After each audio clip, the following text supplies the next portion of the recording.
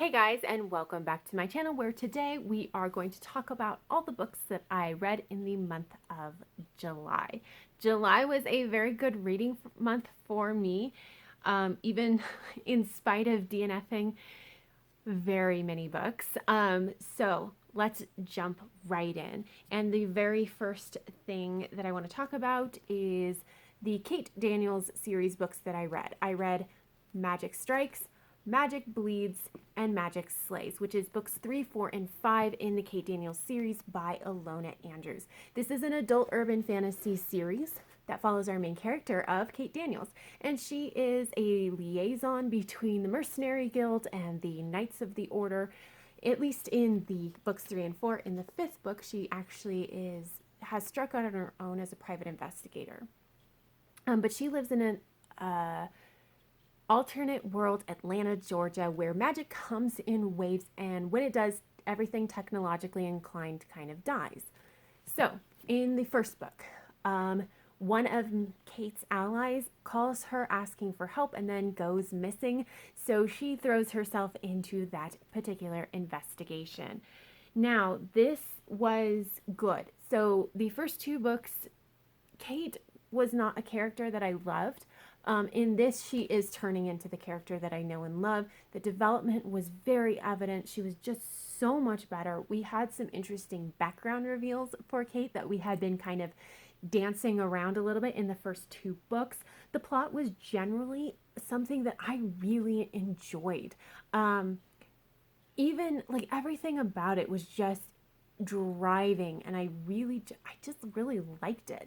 Even there were times where it did feel like the plot was in service to the romantic storyline, but even that was kind of good. I really like the romantic leads. They are just kind of fun to watch.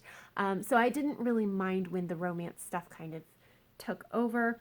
The pacing was way better than it has been in this series. So we actually got a proper ending. It was not rushed like the first two books were. However, we did have a return of some of the racist nonsense that we have been dealing with from the beginning. And really in this book, it feels like the author doesn't really know how to describe people of different ethnicities without falling into stereotypes. And it just generally is kind of uncomfortable. So not great. However, I did enjoy basically everything but that. So I went ahead and picked up the next book, book 4. And in this particular book, there is a bar fight that breaks out in a bar that is situated between the shapeshifters and the necromancers. And so Kate is sent out to kind of keep the peace and figure out what's going on. And everything goes horribly, horribly wrong. So with this story, I really, really liked the storyline. It was very fast paced. We started that storyline on page 1, which we don't always. Sometimes we get more background or relationship development on page 1, but this one was like story, which was awesome. The romantic storyline is resolved in this book, which thank goodness. And it was prominent, but I never felt like it fully took over the main storyline, which was nice. So Kate is a little bit juvenile in some parts, which was not great. However, it was fine for me.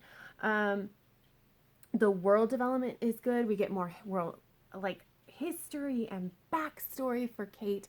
I know I'm gonna say that from every book until now and forevermore, but we did get more of her history, more of her backstory. Is very, very interesting, and it was just generally a lot less problematic than other books in this series. So I really enjoyed this. After that, well, not after that, but later in the month, I picked up Magic Bleeds, and in this particular volume, Kate has struck out as a private investigator on her own, and business is dead. Nobody is calling her for jobs until a necromancer calls her and says, there is a vampire on the loose.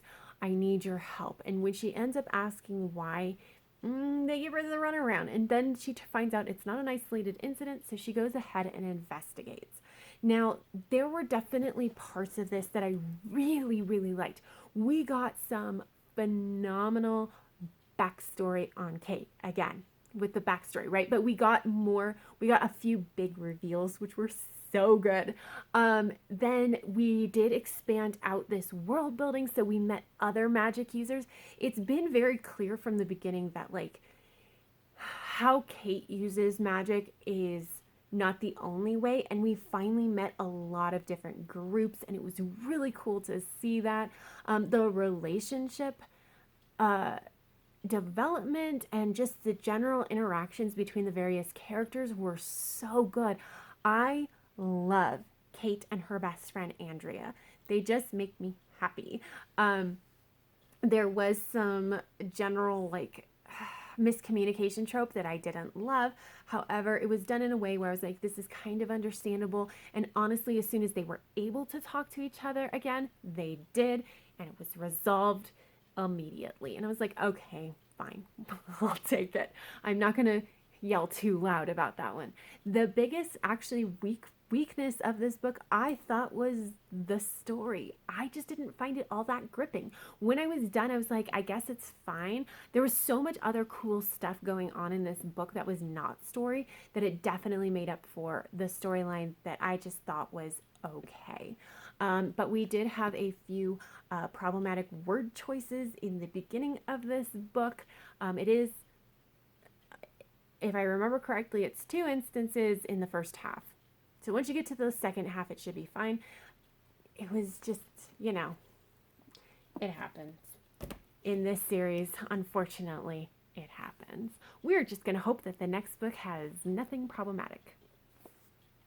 After that, I did read How to Ride a Dragon Storm by Cressida Cowell, the 7th book in the How to Train Your Dragon series.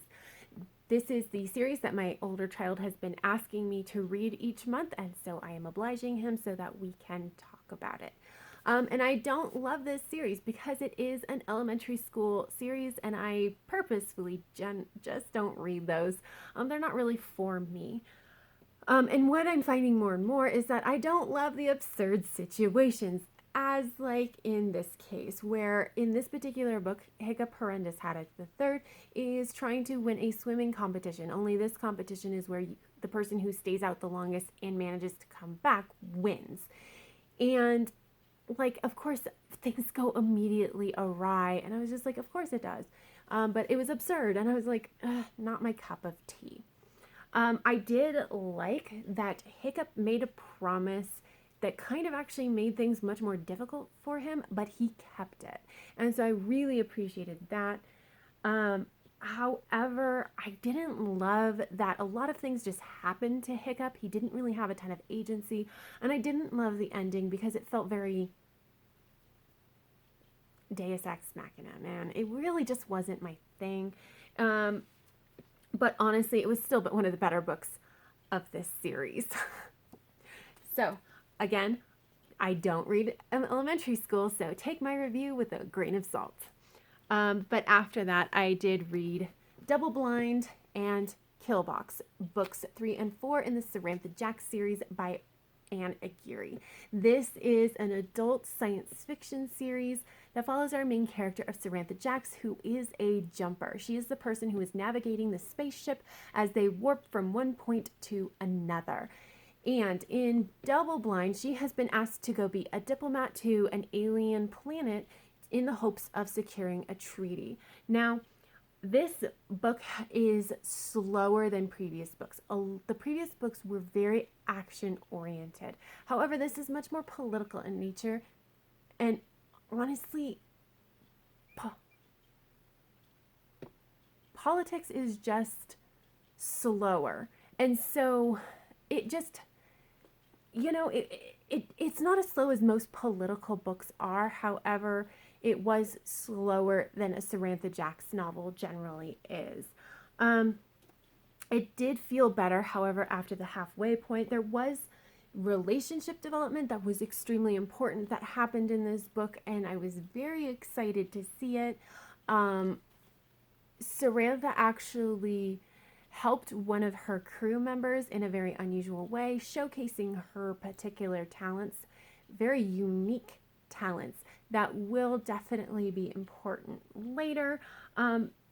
It was just really interesting to go back to this novel knowing how it's going to turn out later, since this is a reread. So overall, I didn't love this one, but it was fine, and there were definitely parts of it that I enjoyed.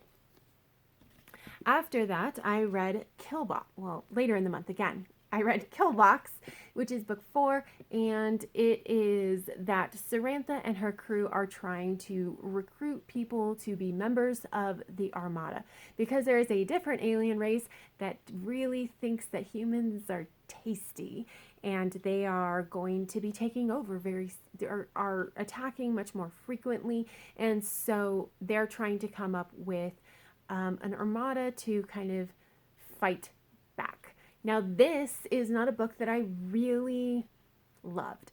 This is a transitory book. So we first of all, we went back to more tell than show, which I did not love. But also, everything that happened in this book was really so that we could get to the end of this book, because there's a big thing that happens at the end that is important for books 5 and 6. And I don't love that. I don't love when books really don't stand on their own, and this one really didn't. Like, we didn't even get a ton of character development or relationship development. Like, it was just, this book really just didn't have anything, and it was disappointing. So I liked it because it's in a series that I like, but it's definitely one of the weaker books in this series. After that, I read The Brightest Fell by Seanan McGuire, the 11th book in the October Days series. Now, this book is an adult urban fantasy series that follows our main character of October Day, who is half fae and half human, and she is a knight, and she solves some pretty unusual problems for fairy because she is the one that is best suited to solve these problems. And in this particular book, her mom comes and says, "Go find this missing person." And Toby says, "No." And then her mom forces her to. And then the story goes from there. I do have a full review up for this, so I will either link it up above or down below. But honestly, like, this book does a lot of things really, really well. It's a book that moves the overarching plot along in a very nice way. It features a character that we've met before, but in a kind of shallow way. And we really build out like their backstory and their motivations and who they are. And even the relationship between Toby and this character is really developed in this book. And it's really interesting to watch. And it's very, very cool. I really enjoyed that part of it. There was a lot of background information that was revealed, and there was a lot of setup for the next books. However, all of that is really great. I just hate Toby's mom. She is the worst. And so every time she appeared, I hated reading this book. Now, obviously, that says something really great about Seanan McGuire's writing. However, I really just, like, Toby's mom appears in the second chapter of this book, and I just did not want to read it. And so it actually took me a while to get through it. Once I did, it was great. But because of that, I find that this is not my favorite book in this series. However, that is 100% a personal thing. So there you go. After that, I did read The Emperor's Conspiracy by Michelle Diener, I believe is how you pronounce her name. This is the first book in a trilogy, and it is a Regency romance where we are following our main character of Charlotte. And Charlotte becomes embroiled in an investigation, and the main investigator is Lord Durham, and she thinks he is interesting. So I actually went into this not knowing that it was a romance. I thought it was a Regency young adult, so a little bit surprised. But I found that the writing style is really nice. I really enjoyed it. It's fast and easy to read and just generally moves the story along. However, that's the best thing that I can say about this book. Now, when I read this was exactly what I needed. However, having some space from finishing it, I realized that this really just isn't that great of a book. It is like all the characters are incredibly shallow. We don't really understand their motivations. So when there's a character that has a change of heart at the end, like I didn't really believe it. You need to suspend disbelief pretty hard, which is fairly normal for romances, but this was like hard, y'all. And honestly, just like the big problem that I had with this book, though, is that it didn't have a true happily ever after. It has a happily ever after, but it doesn't feel complete, if that makes sense. Now, I don't want to give it away because I don't want to ruin the ending, but I feel like we just needed one more scene and then it would have felt like a complete happily ever after, but we didn't get it, and so it didn't feel that way. So I didn't love it. And I kind of walked away and was like, that's an interesting choice. And I'm finding I was just like, it is an interesting choice. And I wish that the author had chosen differently. But the other thing that I do need to warn you about is that there is talk of rape and pedophilia throughout this book.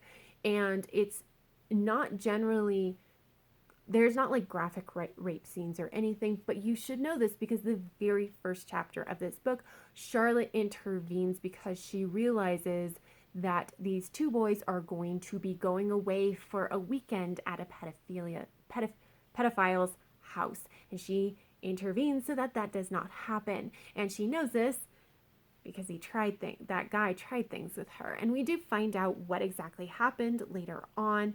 And it is told in the character's own words, which I appreciate. I'm glad we don't have a flashback, but it's very frank discussion of rape and pedophilia. So just know that going in, and it really is throughout the entire book. So there you go. After that, I read Miles Morales' SpiderMan by Jason Reynolds. And this is another book that I have a full review for that I will link up above or down below somewhere. But this follows Miles Morales as he is a 16-year-old junior at a very prestigious boarding school. And he is there on scholarship, and he's really trying hard not to screw this up for himself. But unfortunately, his spider sense is on the fritz, and he is getting into trouble, and that's like threatening his ability to stay at this school, which is not great. And then some stuff crops up that needs Spider-Man's intervention. Now, I had very, very mixed feelings about this book. So it's pretty much marketed as young adult. It reads more middle grade, which I don't love. And I didn't love not knowing that going in. The development of the characters is incredibly lacking. Like, I liked Miles, but I didn't know much about Miles either. And that was bothersome to me. Everything stayed very, very surface level, which I just did not like. But, well, okay, I guess I should say, and the Spider-Man storyline was not good. As I said this in the review, but I don't know that Jason Reynolds is a superhero fan because it seems like he does not know what superhero fans like from their superhero stories. And so I didn't love that storyline. However, this is where we get the big but. The Miles Morales storyline, which it predominantly is the Miles Morales storyline, was off the hook phenomenal. It was so good, and it is so important because it really deals with balancing Miles's need to stay in school so that he can take advantage of this opportunity to have a better life than his parents, which he knows may not come around again because he is low income and he is Black, and the responsibilities that he has to the community as Spider-Man. How do you find that balance? And that is a question that he is absolutely grappling with. And some other things that have to do with being Black. And I really appreciated it. I think it's really important to read it, and I recommend it on that storyline alone. However, I was really hoping for like the whole package. And because I didn't get it, I am a little bit disappointed, but I am really grateful for the Miles Morales part of this because it is something that is definitely necessary in this world. So, a little bit of mixed feelings there. But the very last thing that I read this month is iZombie Volume 1, Dead to the World by Chris Roberson and illustrated by Michael Allred. Now this follows our main character of Gwen, who is a gravedigger and she is a zombie. And she is required to eat one brain a month so that she does not turn into a shambling mess. Now each brain is just full of memories. And so when she eats the brains, those memories are now hers. And the latest brain that she has eaten, the deceased was very clearly murdered. And they are asking for Gwen to solve that mystery. And so she goes and does some investigation. Now, the story itself is really what drew me. It really is the interesting part of this graphic novel. The characters were pretty shallow. The world building was very shallow. It was really about the story. And I found the story to be interesting. And the ending set up this really intriguing situation that I want to see. I want to see what happens next, so I'm going to pick up the next volume. And then, just so you can see, this is more of the illustration style, which is not generally to my personal tastes, but what I found was that it was really easy to tell all the different people apart, which is the most important thing for me. But that is it, you guys. Those are all the things that I read in the month of July. Go ahead and comment down below. Let me know what you read in July. Have you read the books that I mentioned in this video, and what are your thoughts and feelings? But that is all I have. So until next time, have happy reading, and I will see you in the next video. Bye.